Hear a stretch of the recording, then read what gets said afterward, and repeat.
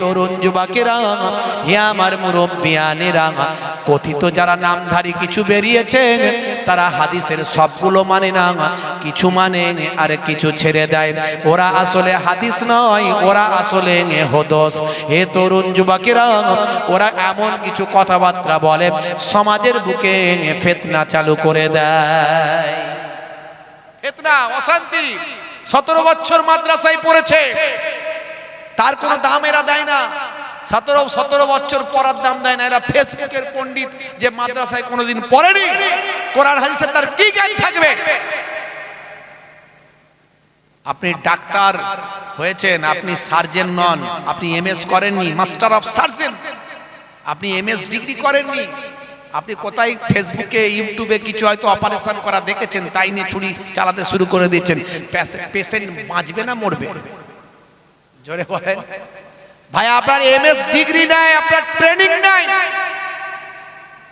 আপনি 10 বছর 15 বছর ধরে আপনি পড়াশোনা করেননি। আপনি ইউটিউব ফেসবুকে হয়তো কিছু অপারেশন দেখেছেন, যেটা এখন নিজে ডাক্তার দাবি করে এখন অপারেশন শুরু করে দিয়েছেন। এখন পেট কাটতে শুরু করেছেন, সিজার করতে শুরু করেছেন, আপনি বাবা হার্টের অপারেশন করতে শুরু করেছেন। এখন আমাকে বলেন, পেশেন্ট বাঁচবে না মরবে? পেশেন্ট সব ফিনিশ। এই জন্য কথাই বলে, নিম ডক্টর খতরায় জান, আর নিম মৌলবী খতরায় ঈমান।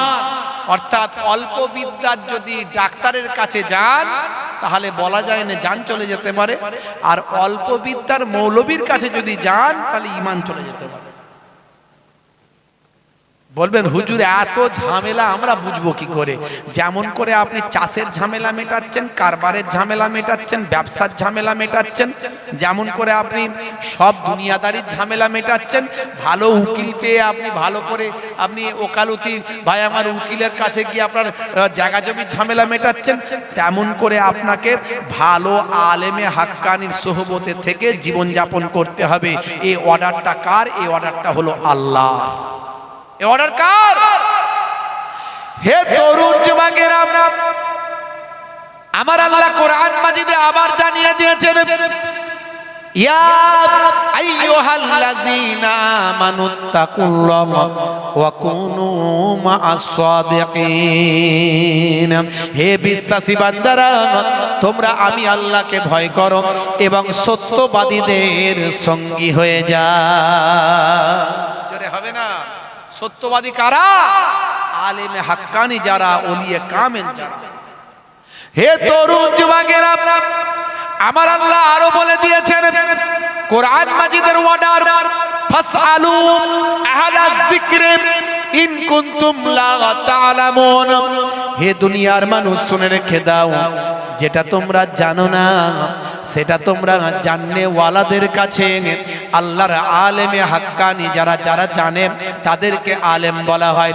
যেটা তোমরা জানো না সেটা তোমরা জাননে ওয়ালাদের কাছে গিয়ে জেনে নাও। অর্থাৎ কথায় কথায় কোরআন মাজিদ থেকে বহুভাবে প্রমাণ করা যায় আল্লাহর আলেম বান্দাদের, ওলি বান্দাদের কথা সাধারণ মানুষদের চলতে হবে। মানে বাঁচার কোনো রাস্তা নেই, যে কোনো সময় ঈমান ধ্বংস হবে। এইরকম ওই যে মোবাইল রিপেয়ারিং করা শায়েখের পাল্লায় পড়লে ঈমান ধ্বংস হয়ে যাবে। সেই মোবাইল রিপেয়ারিং করা শায়েখ কিছুদিন আগে বলেছিল, যত নবীরা সব এসেছে বানি ইসরাইল যুগে সব নাকি ইহুদি, সব নাকি ইহুদি। বুঝতে পারছেন? সব ইহুদির বংশে তারা জন্মগ্রহণ করেছে, সব নাকি ইহুদি। ভাই ইহুদিটা কোথা থেকে এসছে যদি ভালো করে বুঝতো তাহলে তো হয়ে যেত। অঙ্কের টিচার ইংরেজিতে ফার্স্ট হতে পারে না, হওয়া সম্ভব নয়। যিনি অঙ্কে স্পেশাল তিনি ইংরেজিতে স্পেশাল হবেন এমন হতে পারে না। যিনি ইংরেজিতে স্পেশাল হবেন তিনি ফিজিক্সে হবেন এমন হতে পারে না। যিনি কেমিস্ট্রিতে হবেন তিনি ম্যাথামেটিক্সে হবেন এমন হতে পারে না। যিনি ইকোনমিক্সে হবেন তিনি ফিলোসফিতে হবেন এমন হতে পারে না। যিনি হাদিস তাফসিরে হবেন তিনি আবার ফিকহে হবেন এমন হতে পারে না। তাহলে সবের একটা স্পেশালিস্ট আছে বাবা। তুমি যে লাইনের লোক সেই লাইনে থাকো। তুমি তো মোবাইল রিপেয়ারিং করাতে স্পেশালিস্ট, তুমি আবার ফতোয়াবাজিতে কবে থেকে স্পেশালিস্ট হলে? গন্ডগোল হবে না? হবে না। তাহলে অপারেশন চালাতে গেলেই তো রোগী মারা যাবে, আর রোগী মারা যাচ্ছে। এখন আমরা যদি ধরতে না পারি যে রুগী মারা যাচ্ছে, তাহলে কিছু বলার নাই। হে তরুণ যুবকেরা, হে আমার বন্ধুরা, হে আমার মুরব্বিয়ানেরা, শুনে রেখে দেন, বাংলাদেশের একটা খ্যাতনামা স্কলার নাম হলো আবু তোহা আদনান। আকীদাগত ছোট ছোট মাসালা নিয়ে আমাদের মধ্যে কিছু সমস্যা, এটা অনেকের মধ্যে আছে, সাহাবাদের মধ্যে ছিল, ইমামদের মধ্যে ছিল। হে তরুণ যুবকেরা, এই জন্য 4 ইমামের মধ্যে মাসালাগত কিছু পার্থক্য ছিল, কিন্তু সকল ইমামই সঠিক বলেছেন। হে জওয়ান যুবকেরা, তাই মাসালাগত কিছু সমস্যা থাকতে পারে। নাম হলো বায়ামান হযরত, বায়ামান হযরত বায়াম মাওলানা আবু তোহা আদনান। আপনারা জানেন তিনি একজন খ্যাতনামা স্কলার। তিনি একটা কথা কদিন আগে বলেছেন, ইসরায়েল ফিলিস্তিনের কথা বলতে গিয়ে তিনি বলেছেন, ভাই আমার, দোস্ত আমার, কিছু আলেম ওলামা এই উপমহাদেশের তারা ফিলিস্তিনের বিপক্ষে গিয়ে ইসরায়েলের গুণকীর্তন করছে।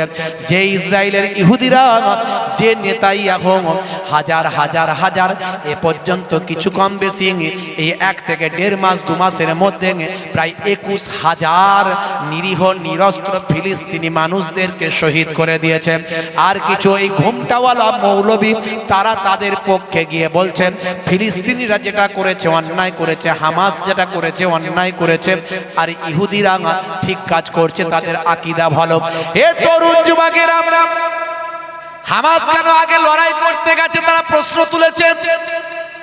প্রশ্ন তুলেছে যে ইহুদিরা তারা আল্লাহর ব্যাপারে তাদের আকীদা সহি, তাই তারা ঠিক আছে, ইহুদিদের প্রশংসা করেছে।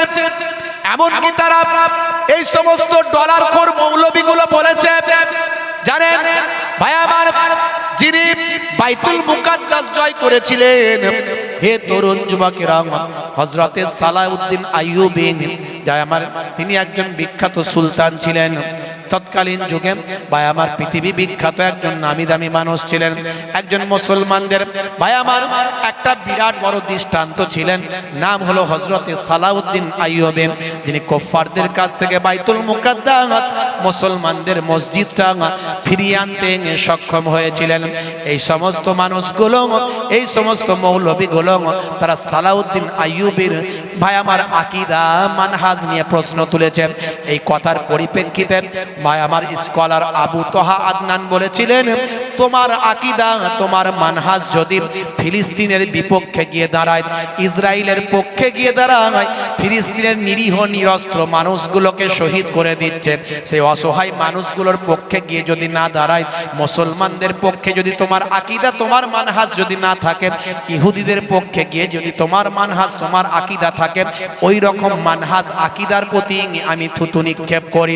এই কথাটা বলার সঙ্গে সঙ্গে উপমহাদেশে ভাইরাল হয়ে গেল, চরম আলোড়ন সারা ভারতবর্ষ, সারা বাংলাদেশ সহ উপমহাদেশে ছড়িয়ে পড়ল। বাবা, হে তরুণ যুবকেরা, এই একটা কথার এত মূল্য হয়েছে, এই কথার দ্বারাই দুধ কা দুধ আর পানি কা পানি বিচার হয়ে গিয়েছে। আমরা এতদিন পর্যন্ত বলতাম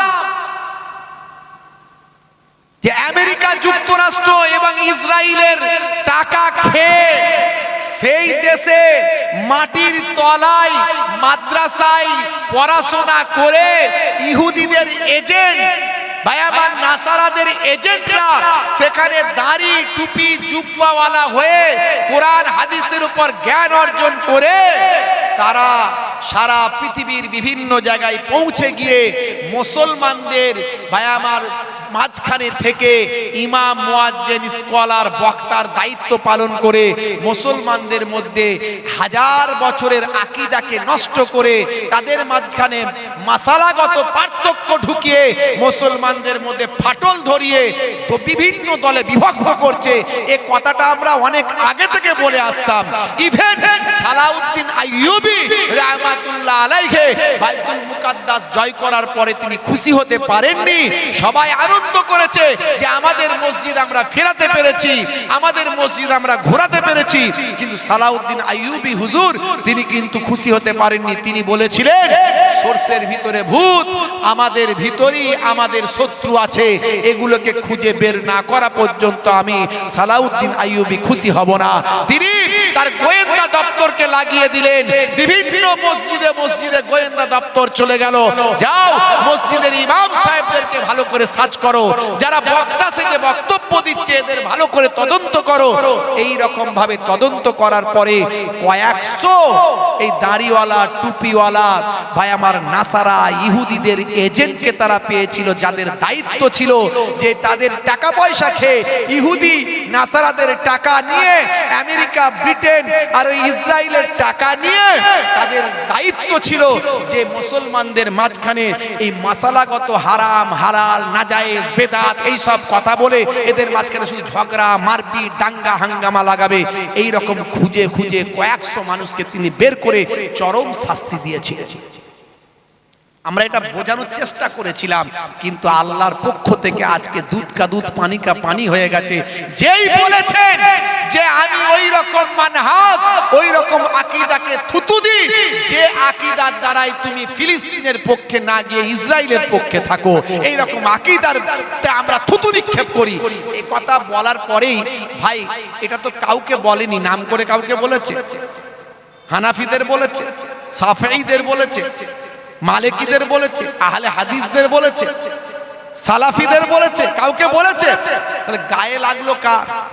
ঠাকুর ঘরে কে? আমি তো কলা খাইনি। ঠাকুর ঘরে কে বলছে আমি তো কলা খাইনি?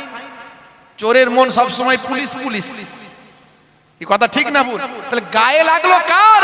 বুঝতে হবে যাদের গায়ে লেগেছে তারাই ইহুদিদের এজেন্ট হয়ে আজকে মুসলমানদের বিরুদ্ধে ফিতনা তৈরি করছে। গ্রামে গঞ্জে পাড়ায় পাড়ায় তারা দেখা গেল মাদ্রাসায় তাদের পড়া লাগে না, বলছে ওসব পড়তে হবে না। আলেম ওলামাদের ওরা মূল্য দেয় না। আল্লাহর কোরআন যেখানে আলেম ওলামাদের মূল্য দিয়েছে, আল্লাহর কোরআন যেখানে তার জানিয়ে দিয়েছে যে আলেমদের কাছ থেকে তোমরা জেনে নাও, ফাসআলু আহলা যিকরি ইন কুনতুম লা তা'লামুন। আল্লাহর কোরআন যেখানে বলেছে, ভাইরা আমার ভাই আমার কিতাব যেখানে বলে দিয়েছে ওয়াল্লাযিনা উতুল ইলমা দারাজাত, তোমাদের মধ্যে আহলে ইলমরা হলো উচ্চ সম্মানের অধিকারী। নবীর হাদিস যেখানে বলে দিয়েছে আল উলামা ওয়ারাসাতুল আম্বিয়া, আলেমে হাক্কানিরা হলো নবীদের ওয়ারিস। নবীর হাদিস যেখানে বলেছে মান যারা আলিমান ফাকান্নামা যারানি, মান সাফা আলিমান ফাকান্নামা সাফানি, মান জালাসা আলিমান ফাকান্নামা জালাসানি। যে আলেমে হাক্কানির সঙ্গে মুলাকাত করলো সেজন্য আমি রাসূলুল্লাহর সঙ্গে মুলাকাত করলো। মান জালাসা আলিমান ফাকান্নামা জালাসানি, যে আলেমে হাক্কানির মজলিসে গিয়ে বসলো সেজন্য আমি রাসূলুল্লাহর মজলিসে এসে বসলো। মান সাফা আলিমান ফাকান্নামা সাফানি, যে আলেমে হাক্কানির সঙ্গে মুসাফা করলো সেজন্য আমি রাসূলুল্লাহর সঙ্গে মুসাফা করলো। জোরে হবে না? যেখানে নবীর হাদিস বলেছে, যেখানে আল্লাহর কোরআন বলেছে, এরা বলছে ওই আলেম ওলামাদের জানতে হবে না, নিতে হবে না, আমাদের লাগবে না, আমরা এমনি এখান থেকে গ্রহণ করে নেব, সব বুঝে নেব। হে তরুণ যুবকেরা, হে আমার বন্ধুরা, হে আমার মুরব্বিয়ানেরা, শুনে রেখে দিন বাবা, জেনে রেখে দেন। হে মুসলমান, একটুখানি রক্ষা করুন। তাই আপনাকে আমাকে সহি আকীদার উপরে চলতে হবে, যে আকীদায় চলেছিলেন সাহাবায়ে কেরামেরা, যে আকীদায় চলেছিলেন হযরত ইমামে আযম আবু হানিফা হুজুর। ভাই আমার ইমামে আযম আবু হানিফা হুজুর পাঁচজন সাহাবাকে চামড়া আর চোখে নিজে চোখে দেখেছিলেন। আমরা ঠেলাই পড়লেন, সমস্যায় পড়লেন ইমামে আযম আবু হানিফার মাসলাটা নিয়ে। আর তোমরা বলো আমরা কোরআন আর হাদিস ছাড়া কিছু মানি না, কিন্তু ঠেলাই পড়লেন তোমরা তোমাদের মোবাইল রিপেয়ারিং করা আর রাজমিস্ত্রি করা ওই শায়েখের মাসলাটা তোমরা নাও। তফাৎটা এখানে, তোমরা তোমাদের শায়েখ কি বলেছে সেটা নাও, আর আমরা ঠেলাই পড়লে আমরা ইমামে আযম আবু হানিফা হুজুরের মাসলাটা নিই। পুরুষ মানুষ মারা গেলে 3টে কাফন, মহিলা মারা গেলে কটা কাফন দেন? জোরে বলেন। 5টা দেন। আর যদি আপনাদের এখানে কোন একজন হিজড়ে থাকে, তিনি মারা গেলে কটা দেবেন? কটা দেবেন বলেন? ভাইরা আমার, এই মাসলাটা পেলেন কোথায়? হিজড়ে মারা গেলে কটা দেবেন, এই কাফনটা পেলেন কোথায়? কই কোরআন আর হাদিস থেকে খুঁজে বের করে দেখান আমাকে, দেখান কোথায় আছে কোরআন হাদিসে, বের করে দেখান। তৃতীয় লিঙ্গ, শুদ্ধ ভাষায় বললে তৃতীয় লিঙ্গ। কোথায় পাবেন দেখান কোরআন আর হাদিসে। আপনি পায়খানা যখন করেন, গোদা বাংলায় বলছি একেবারে, যদি এই কথাগুলো বলার প্রয়োজন হয় না তাও বলতে হয়, এগুলো একেবারে ইন্ডিভিজুয়াল প্রশ্ন, কিন্তু এগুলো আম পাবলিকের সামনে বলতে হচ্ছে। আপনি যখন পায়খানা করে পাকিজা হবেন, তাহারাত হাসিল করবেন, পবিত্রতা অর্জন করবেন, আপনি কতটা ধৌত করলে পবিত্র হবেন? কই দেখান কোরআন হাদিস খুলে, কোথায় আছে? এই রকম হাজারো প্রশ্ন আসবে যার উত্তর আপনি কোরআন হাদিস থেকে ডাইরেক্ট পাবেন না। এই জন্য ওলামায়ে দ্বীনরা, এই জন্য আলেমদের গুরুত্ব কোরআন আর হাদিসে এত দেয়া হয়েছে। আলেমরা কোরআন আর হাদিসকে স্টাডি করে, পড়াশোনা করে, সেখান থেকে মাসালা বের করে তার মাসালা দেবেন। এখানে আলেমদের মাসালাগত পার্থক্য হলেও সেটা আল্লাহর রহমত। জোরে বলেন সুবহানাল্লাহ। তাহলে এটাই হলো ভাইরা আমার ফিকহের ব্যাপার, এটাই হলো মাসালার ব্যাপার, এটাই হলো ফিকহার ব্যাপার। আপনাকে মাথায় রাখতে হবে, মনে রাখতে হবে। এই জন্য আমরা ইমামে আজম আবু হানিফা হুজুরের মাসালাগুলো মানি। তিনি সেই জামানার ভাই আমার যোগ্য আলেম, যিনি কোরআন হাদিস তো আজকের নয় বাবা, কোরআন হাদিসকে মডার্ন যুগের জিনিস নাকি, সে আমার নবীর যুগের জিনিস। সে কোরআন হাদিসকে তিনি এত ভালো করে স্টাডি করেছিলেন যে সেখান থেকে তিনি মাসালা দিয়েছিলেন। হে তরুণ যুবকেরা, এই জন্য আল্লাহর কোরআন জানিয়ে দিয়েছে তোমরা সত্যবাদীদের সঙ্গী হয়ে যাও। হে তরুণ যুবকেরা, সত্যবাদী বলতে আল্লাহর মাহবুব বান্দা, আল্লাহর ওলি বান্দা বাবা। হে জওয়ান যুবকেরা শুনে রেখে দাও, ফেসবুক ইউটিউবের ওয়াজ নিশ্চয় তোমরা শুনবে, শুনতে বারণ করব না, কিন্তু যে বক্তার মধ্যে নবী প্রেম নাই, যে বক্তার মধ্যে আউলিয়া কেরামদের প্রতি প্রেম নাই, ভালোবাসা নাই, মনে রাখবে এই রকম বক্তাগুলো কোরআন আর হাদিসের বিরুদ্ধে। কারণ কোরআন মাজিদে আমার আল্লাহ নবী প্রেমের কথা সবচেয়ে বেশি বলেছেন, আর আউলিয়ায় প্রেম, আউলিয়াদের প্রেম ভালোবাসার কথা কোরআন মাজিদে অনেকবার আমার আল্লাহ বলেছেন। হে তরুণ যুবকেরা, আমার আল্লাহ জানিয়ে দিয়েছেন মাইয়াতির রাসূল ফাকাদ আতা আল্লাহ, যে আমার রাসূলের ইতাআত করলো সে যেন আমি আল্লাহ আমারই ইতাআত করলো। হে তরুণ যুবকেরা, হাদিস পাকের মধ্যেও বলা হয়েছে, বিশ্ব নবী আমার জানিয়ে দিয়েছেন মান হাব্বা সুন্নতি ফাকাদ আহাব্বানি ওয়া মান আহাব্বানি কানা মাই ফিল জান্নাহ, যে আমার সুন্নতকে ভালোবাসলো সে আমি নবীকে ভালোবাসলো, আর যে আমি নবীকে ভালোবাসলো সে আমার সঙ্গে জান্নাতি হয়ে গেল। এই রকম নবী প্রেমের কথা কোরআন এবং হাদিস পাকের মধ্যে এসেছে। অন্য জায়গায় দয়ার নবী আবার জানিয়ে দিয়েছেন লা ইউমিনু আহাদুকুম হাত্তা আকুনা আহাব্বা ইলাইহি মিন ওয়ালিদিহি ওয়া ওয়ালাদিহি ওয়ান নাসি আজমাইন, যতক্ষণ পর্যন্ত তোমরা তোমাদের বাপ মা, সন্তান সম্পত্তি সব কিছুর থেকে আমি রাসূলকে বেশি না ভালোবাসতে পারো, ততক্ষণ পর্যন্ত তোমরা মুমিন হতে পারলে না, ঈমানদার হতে পারলে না। আর যদি ঈমানদার হতেই না পারি, তাহলে কিসের আমল, কিসের দাড়ি, কিসের টুপি, কিসের নামাজ? আমি তো ঈমানদারই হতে পারি না। তাহলে নবী প্রেম যার মধ্যে নাই, এমন বক্তার আলোচনা শোনা যাবে না। ওলি আউলিয়াদের প্রতি প্রেম যাদের, যে বক্তার নাই, এমন আলোচনা শোনা যাবে না। ওলি আউলিয়াদের কথা আল্লাহ কোরআনে অনেক বলেছেন, আতিউল্লাহ ওয়া আতিউর রাসূলা ওয়া উলিল আমরি মিনকুম, তুমি আমার ইতাআত, দুনিয়ার মানুষ, আমি আল্লাহ আমার ইতাআত করো, আমার নির্দেশনা মেনে চলো, ওয়া আতিউর রাসূলা, এবং আমি আমার রাসূলের ইতাআত করো, আমার রাসূলের গোলামি করো, ওয়া উলিল আমরি মিনকুম, যারা আল্লাহ এবং রাসূলকে মেনে দুনিয়াদারি করেছে, আলেমে হাক্কানি, ওলিয়ে কামেল, এরকম আল্লাহর ওলিদের ইতাআত গোলামি করো। জোরে বলুন সুবহানাল্লাহ।